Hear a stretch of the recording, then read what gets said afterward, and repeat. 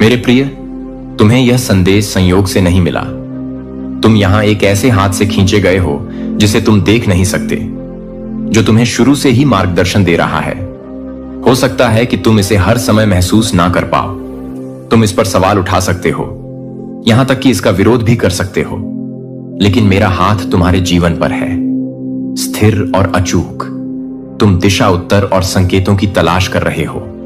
तुम सोच रहे हो कि क्या तुम सही रास्ते पर हो, या तुम किसी तरह इतनी दूर भटक गए हो कि तुम्हें ढूंढा नहीं जा सकता। लेकिन मैं चाहता हूं कि तुम यह जान लो कि तुम्हारे सबसे अनिश्चित क्षणों में भी मैं तुम्हारा मार्गदर्शन करता रहा हूं। गरज के साथ नहीं, हमेशा स्पष्टता के साथ नहीं, बल्कि इतने सटीक, इतने धैर्यवान प्रेम के साथ जिसने तुम्हें कभी जाने नहीं दिया। हाल ही में आप छायाओं से गुजरे हैं। आपने खुद से ऐसे सवाल पूछे हैं जिन्हें आप खुलकर कहने से डरते हैं। क्या मैं खो गया हूं? क्या मैं कुछ भूल गया हूं? क्या ईश्वर अभी भी मेरे साथ है? मुझे कोमलता से उत्तर देने दे।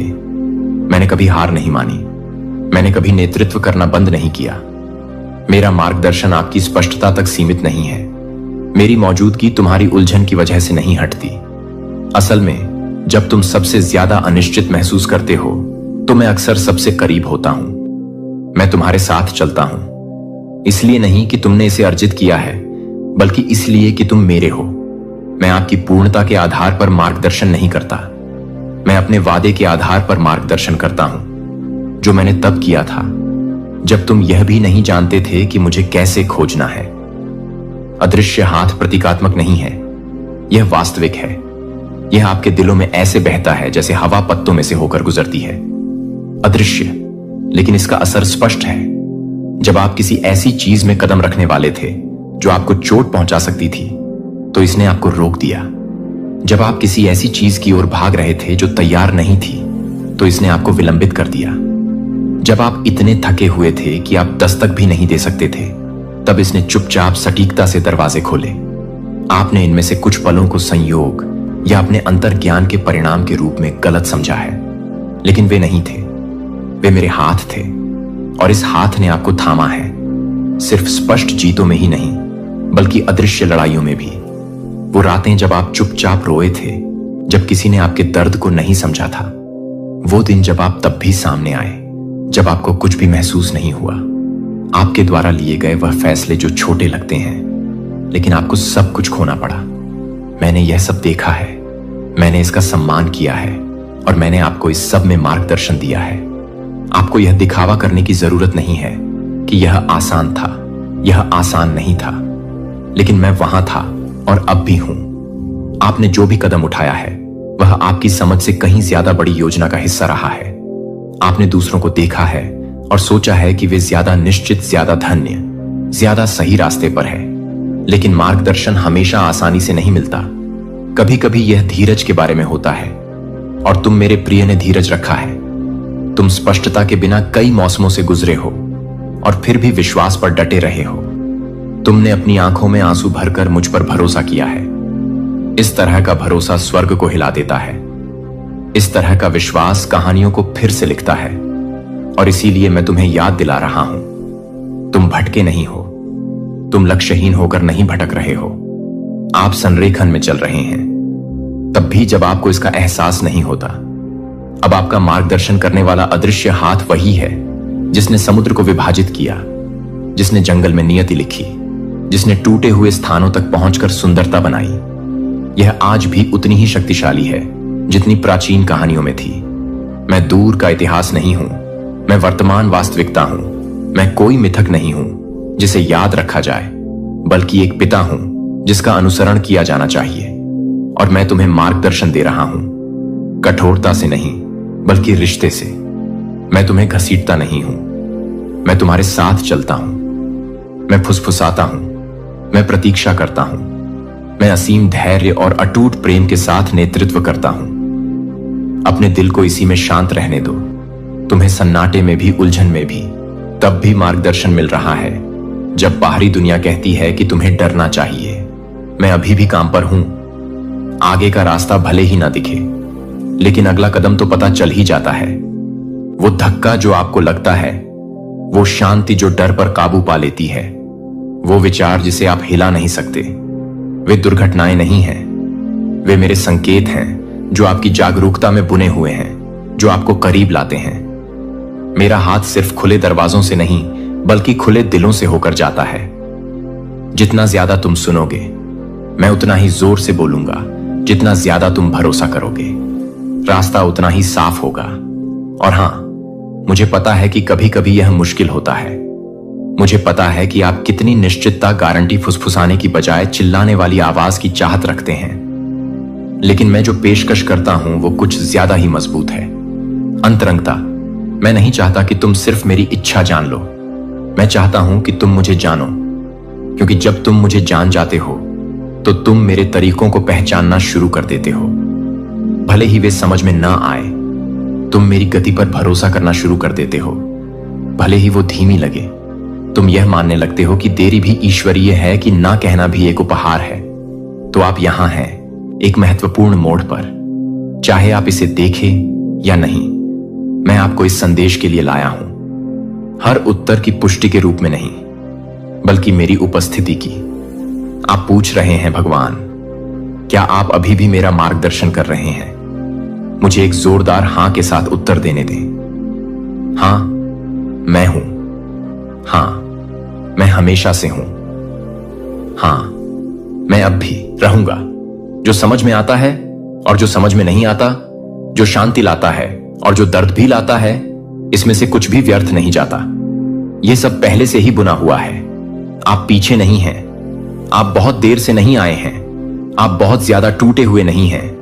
आप प्रक्रिया में हैं, आप आकार ले रहे हैं, आप नेतृत्व में हैं। आप बिल्कुल वही हैं जहां मैं आप तक पहुंच सकता हूं। और मैं संकेतों के माध्यम से, मौन के माध्यम से, शांति के माध्यम से, लोगों के माध्यम से, उस शांत छोटी सी आवाज के माध्यम से जो मैं आपके भीतर हूं, पहुंचना जारी रखूंगा।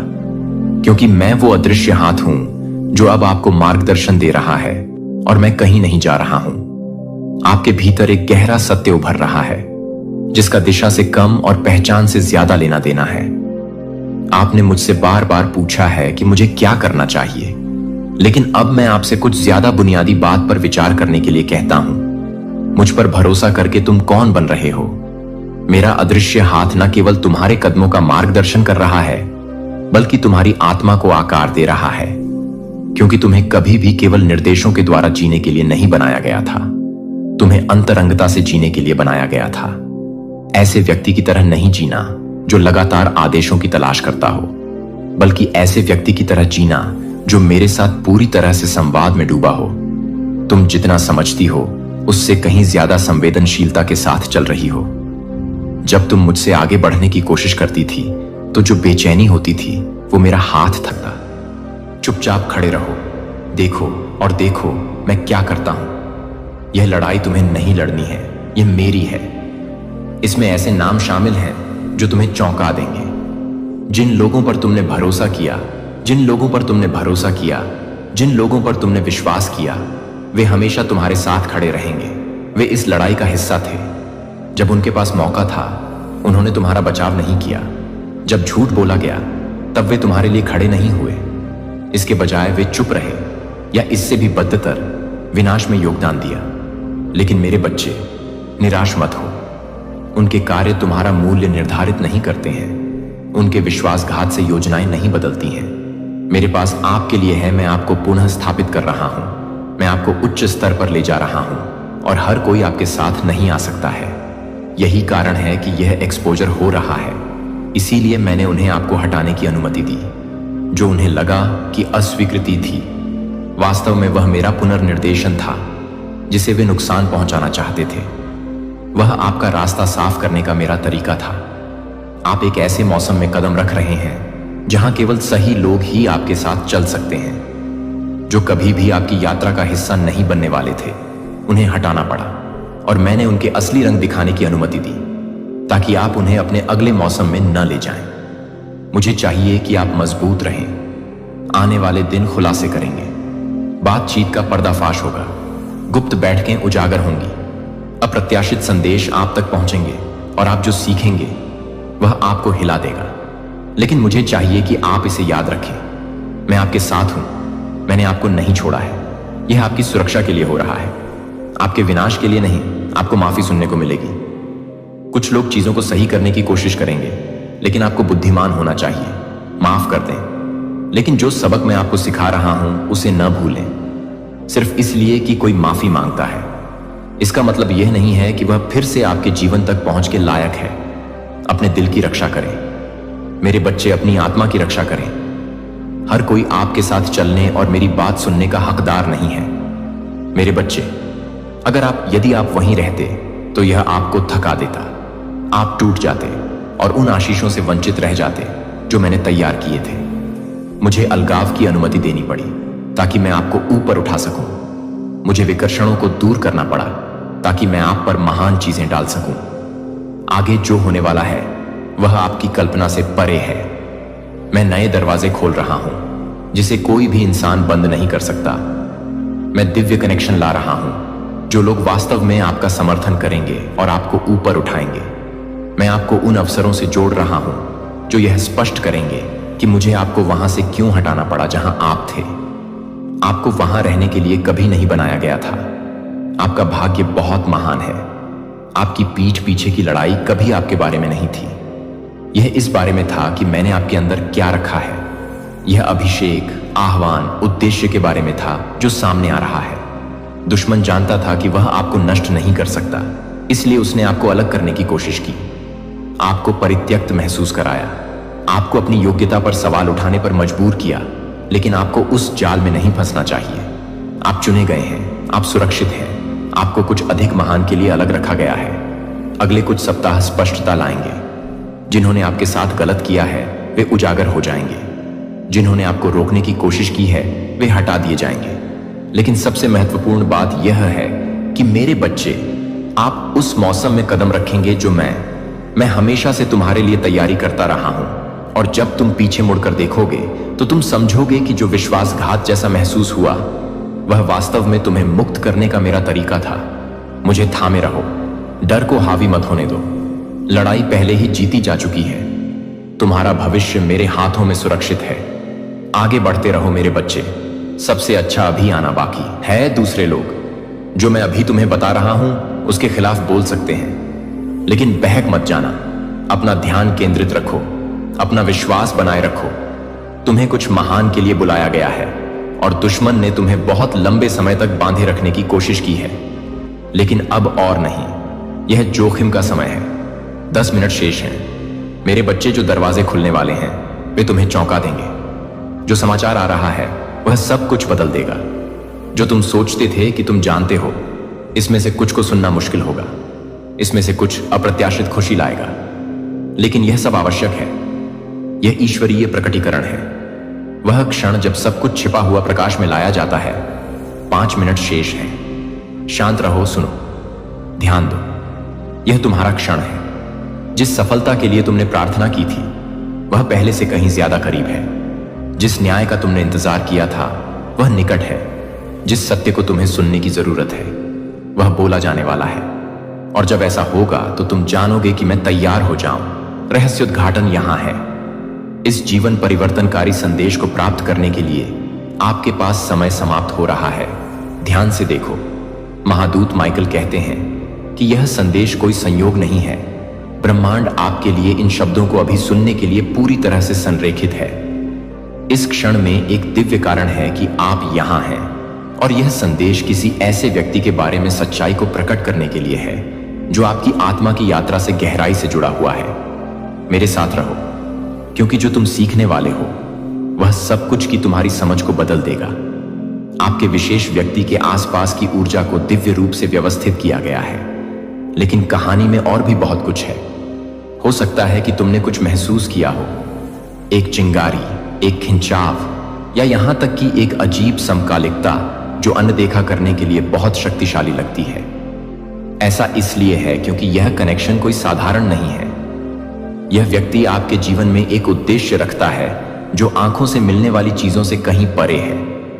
अब इस वीडियो को पसंद करें। इस संदेश के माध्यम से आपके लिए बहने वाले आशीर्वाद को सक्रिय करने के लिए संकोच न करें। यह आपके भाग्य में ऐसे तरीकों से बुना गया है जो गहन और कभी कभी रहस्यमय होते हैं। इस संबंध में परतें हैं और उनमें से सभी तुरंत स्पष्ट नहीं होंगे।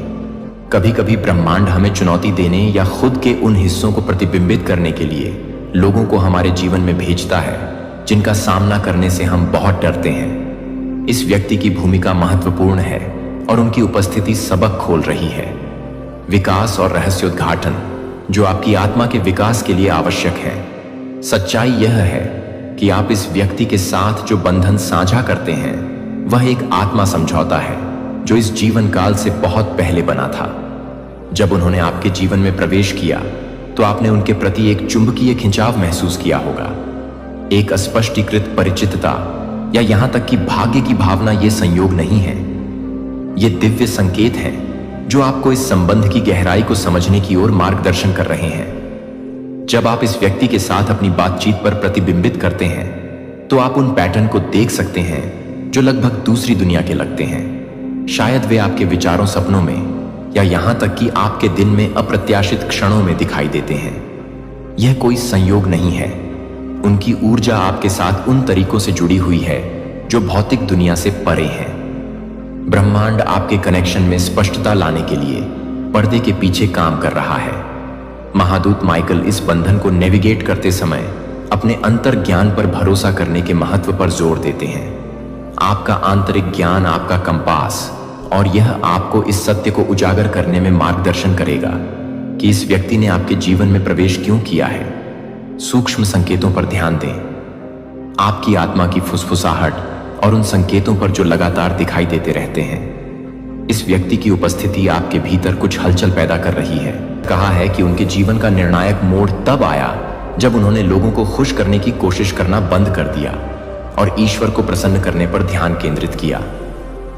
उन्होंने एक बार कहा था, जब मैंने सचमुच समर्पण कर दिया और अपने पिता को माफ कर दिया तब मेरे लिए दरवाजे खुलने शुरू हुए। आज वह सिर्फ कहानियां ही नहीं सुनाते, वह ऐसे मंचों का निर्माण करते हैं जो बेजुबानों को आवाज देते हैं और अक्सर साक्षात्कारों और भाषणों में इसका श्रेय ईश्वर को देते हैं। क्या ऐसा हो सकता है कि उसकी तरह आपकी पिछली अस्वीकृति केवल अनंत भार वाले एक बड़े मंच की स्थापना मात्र है? कभी कभी ऐसा महसूस हो सकता है कि जैसे आप चट्टान से नीचे गिर रहे हैं, लेकिन क्या होगा यदि ईश्वर का हाथ पहले से ही हवा में आपका इंतजार कर रहा हो? उसकी छंटाई पर भरोसा रखें, उसके पुनर्निर्देशन पर भरोसा रखें। हर शाखा जो फल देती है वह उसे छांटता है ताकि वह और अधिक फल दे सके। यूहन्ना 15:2। क्या यह वह असुविधा है जो आप अब भी महसूस कर रहे हैं? वही इस बात का प्रमाण है कि वह आप पर पड़ने वाले प्रभाव को कई गुना बढ़ाने वाला है। अपने प्रति ईमानदार रहें। क्या आप अपनी टाइमलाइन छोड़कर उनकी टाइमलाइन का अनुसरण करने को तैयार हैं? भले ही यह असुविधाजनक हो, भले ही पहली नजर में इसका कोई मतलब न निकले। यदि आपका उत्तर हां है तो इसे किसी अनुष्ठान के रूप में नहीं बल्कि समर्पण के रूप में कहें।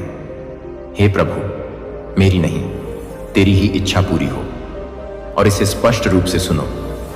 ऐसा आत्मसमर्पण आपकी पीठ पर निशाना लगाता है। दुश्मन को पता है कि दांव पर क्या है।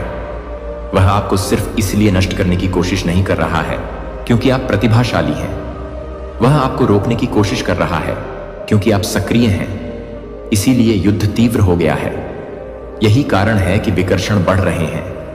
तुच्छ बहस, निरर्थक अपराध, आकर्षक शॉर्टकट, इसमें से कुछ भी यादृच्छिक नहीं है। यह रणनीतिक युद्ध है जिसका उद्देश्य आपका ध्यान भंग करना है। वह सफलता के नाम पर नकली अवसरों को लटकाएगा। वह आपको बिना किसी शाश्वत फल के व्यस्तता में फंसा देगा। जैसे ही आप एक आज्ञाकारी कदम उठाएंगे, वह फुसफुसाकर निराशा व्यक्त करेगा। इसके झांसे में मत आओ। अपने तेल की रक्षा करें, अपने समय की रक्षा करें, अपनी निगाह पर नियंत्रण रखें। अपने आप को उन लोगों के साथ घेर लो जो स्वर्ग की भाषा बोलते हैं, जो उसी फसल के लिए जल रहे हैं। अपनी जड़ें वचन में गहरी बनाए रखें। गुप्त स्थान पर रहो। यह बिखरी हुई ऊर्जा का समय नहीं है, यह शल्य चिकित्सा की सटीकता का समय है। एक तितली कोकून से बाहर निकलते ही रुकती नहीं है। यह तब तक आगे बढ़ता रहता है जब तक इसके पंख फैल नहीं जाते। इसी तरह अब आप बीच में ही रुकने का जोखिम नहीं उठा सकते। तब नहीं जब भीड़ आपकी आज्ञाकारिता की दूसरी ओर हो। यदि आप हजारों लोगों के लिए, मौन होकर पुकारती आत्माओं के लिए, महिमा के अनंत भार के लिए केंद्रित रहने के लिए प्रतिबद्ध हैं, तो इसे अपने तरीके से घोषित करें।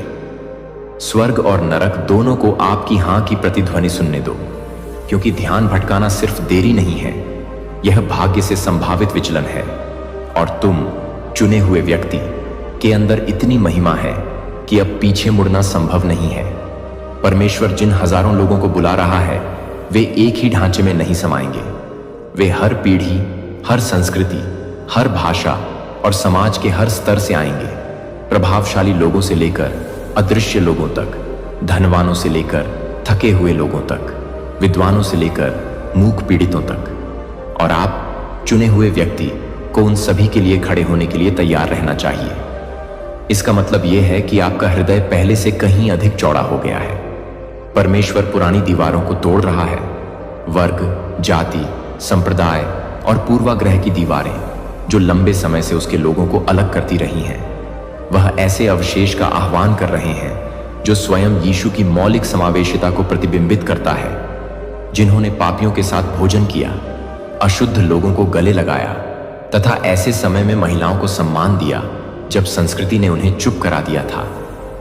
आपके मंत्रालय को भी उसी निंदनीय अनुग्रह की प्रतिध्वनि करनी चाहिए। प्रेरित पौलुस इसका एक आदर्श बन गया। उसने कहा, मैं सब लोगों के लिए सब कुछ बना हूं कि किसी न किसी तरह से कुछ लोगों का उद्धार कर सकूं। 1 कुरिन्थियों 9:22। यह कोई समझौता नहीं था, यह करुणा थी। यह प्रेम से प्रेरित अनुकूलनशीलता का आह्वान था। और इस आह्वान पर चलने के लिए आपको विनम्रता, समझदारी तथा सतही मतभेदों से परे जाकर प्रत्येक आत्मा के शाश्वत मूल्य को देखने की दिव्य क्षमता को अपनाना होगा। एक बार मेरी मुलाकात जेवियर नामक एक बुजुर्ग मिशनरी से हुई, जिन्होंने कई दशकों तक ग्रामीण क्षेत्रों में बाइबल का आदिवासी बोलियों में अनुवाद किया था। जब मैंने उनसे पूछा कि उन्होंने बिना किसी औपचारिक प्रशिक्षण के यह कैसे किया, तो उन्होंने मुस्कुराते हुए कहा, मैंने बोलने से ज्यादा सुनना सीखा है। उस विनम्रता ने पूरे समुदाय को सुसमाचार के प्रति खोल दिया। क्या ऐसा हो सकता है कि इस आने वाली कठिनी में परमेश्वर आपको ऐसे स्थानों पर भेजेगा जहां सुनने से जागृति आती है?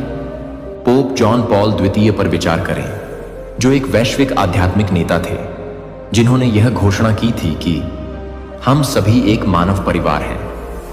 यद्यपि वह ईसाई जगत में सर्वोच्च पदों में से एक पर था, फिर भी उसने बहिष्कृत लोगों की सहायता करना कभी नहीं छोड़ा। उन्होंने कैदियों से मुलाकात की, गरीबों के पैर धोए और चर्च की ओर से क्षमा मांगी। उनका हृदय सांस्कृतिक सीमाओं से परे था। उसी तरह परमेश्वर आपके हृदय को राज्य का संदेश पहुंचाने के लिए तैयार कर रहा है, जो महलों और जेलों दोनों को प्रभावित करता है। यह ट्रेंडी या कमजोर बनने के बारे में नहीं है। यह प्रेम में अपनी पहुंच बढ़ाते हुए सत्य में गहराई से निहित होने के बारे में है। जब आपकी प्रामाणिकता ईश्वर के प्रति समर्पित हो जाती है, तो वह सामाजिक, जातीय और पीढ़ीगत विभाजनों के बीच एक सेतु बन जाती है। तो फिर व्यावहारिक तौर पर तत्परता कैसी दिखती है? इसकी शुरुआत गहरी आत्मीयता से होती है।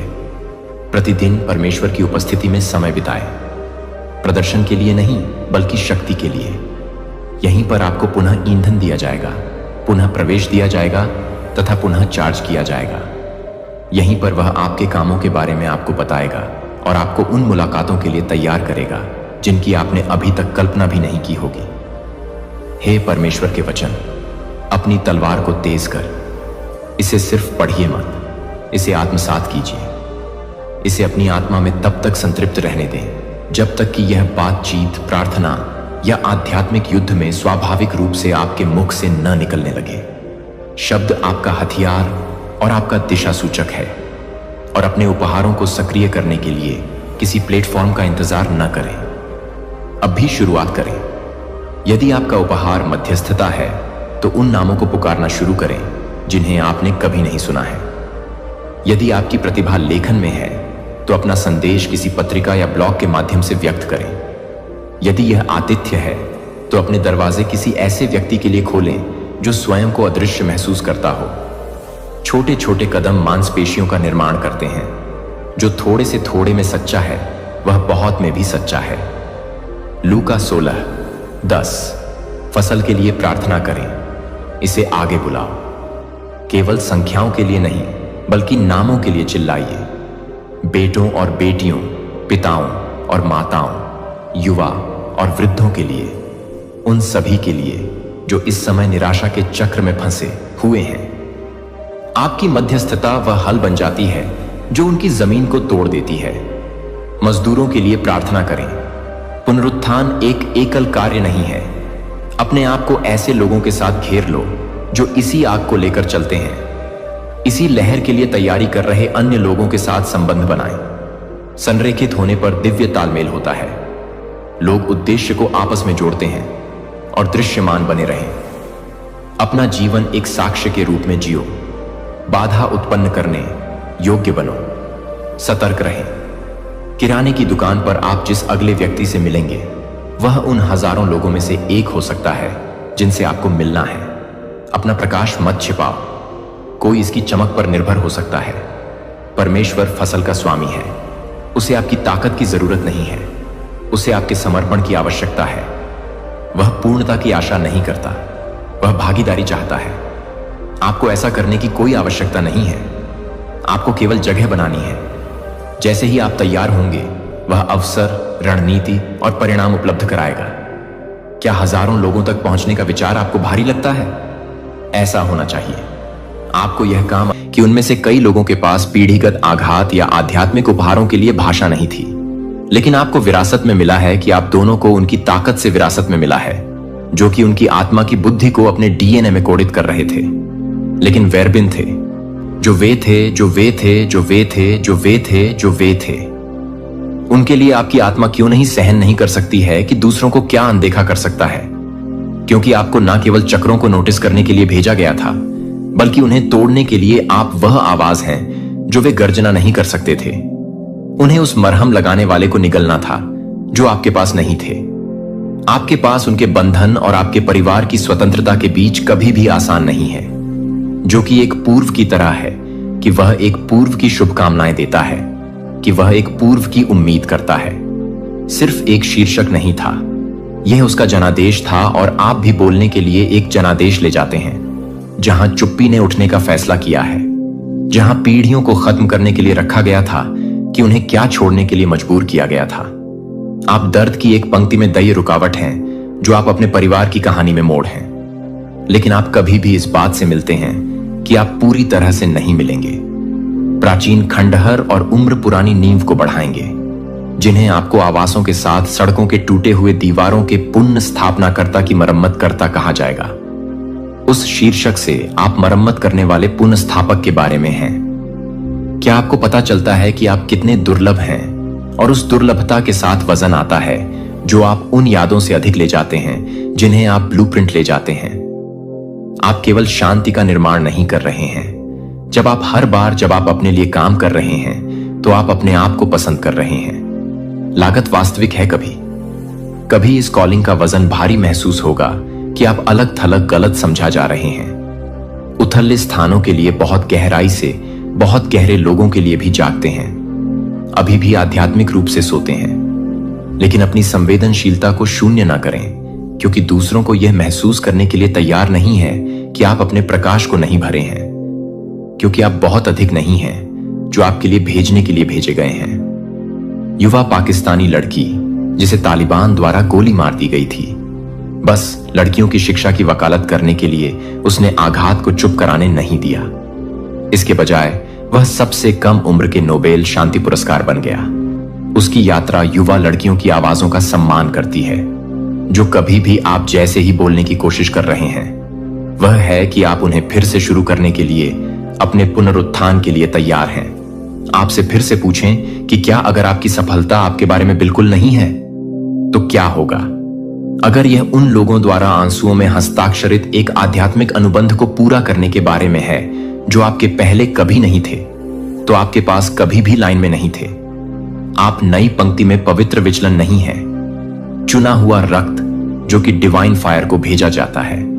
जब पृथ्वी अब नहीं कर रही थी तो आप कभी भी नहीं थे, क्योंकि आप नहीं थे, क्योंकि आप नहीं थे, क्योंकि आप नहीं थे, क्योंकि आप एंगेल्स को याद करते हैं, क्योंकि आप अपनी खुशी को वह हंसी होने दें जिसे उन्होंने कभी भी जारी करने की हिम्मत नहीं की। अपनी बहुतायत को उनकी प्रावधान की प्रार्थनाओं का जवाब दें। अपनी आध्यात्मिक ताकत को वह शील्ड होने दें जो उन्हें कभी नहीं मिला। अपने उद्देश्य को उनके वादा किए गए भूमि पर ना होने दें। आपका नाम